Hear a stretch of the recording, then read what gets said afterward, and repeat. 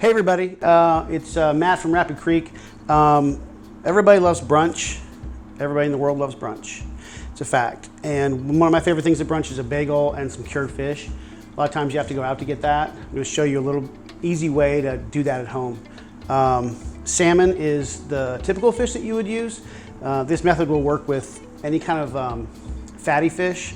Traditionally, Scandinavian Middle Ages is kind of where people started to salt salmon to cure it and keep it for a longer period of time. And that tradition obviously shows up in other cultures around the world as well. But I'm gonna just do a quick one here for you. This is a Loch Duart salmon from northwest Scotland. That's the farm we get it from. It's a great product and a great place. Some of the farms you might get salmon from are pretty sketchy, so make sure to do your research. And also there's many ways to do this. I'm going to do the one that we do at the Rapid Creek Cidery, and it's great, people love it. So it's always good to have some kind of herb in here. We do dill, it's kind of a classic dill. You're always going to have sugar. We use brown sugar, and we use a lot of salt. Salt helps to take the moisture out, which helps to stop it from going bad. The biggest things you can change would be the spices. So we use fennel seed, coriander, black pepper, red chili flake.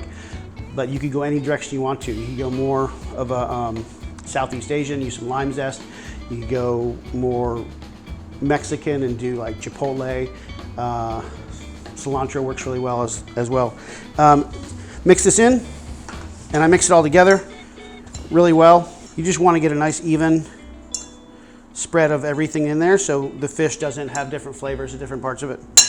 And then take our fish here. It's going to go right on top of a layer of the cure. So get any kind of container that's going to fit in your fridge. So we do a little bit down the bottom, and you can take the skin off or leave it on this. If you leave the skin on, then the lower part of the fish is going to be a little softer and the top will be a little more dense after it's cured. I kind of like that. Leave the skin on this. Then we do the rest of the cure right on top.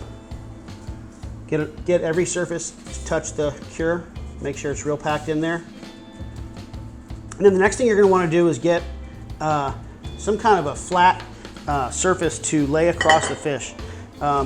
We're going to use a piece of cardboard inside of a Ziploc bag, something we all have at home, just because you want even pressure. And then, like everybody, we've got a good 6-pack of cider. We sit it right on top there. Make sure it's even. You want even pressure. And this goes in the fridge for 3 to 5 days, depending how long you want. You could do just a couple days and it still stays a little bit fresh, but keeps some of that, gets a lot of that salt flavor in and the spices. Keep it for 5 or 6 days in the fridge. It'll become a little more beef jerky-ish, kind of a little bit tougher, but more intense and really, really flavorful. And then when you're done, you just remove it, rinse all the salt off, dry it off, and you can slice it, which we'll show you as well. And then so after about 3 or 4 days, like I said, you could do 5 or 6 days if you want to. You get it out of the salt, get it out of the mixture, and it gets to be a dense texture. It definitely doesn't feel raw anymore. It's great for brunch. So you rinse it off, dry it off, and then I like to do a big platter of it with a bunch of bagels and cream cheese and local tomatoes if they're in season, and capers and onions, and have everybody just kind of build their own. It's really great. Just give it a try. Pretty easy. Thanks.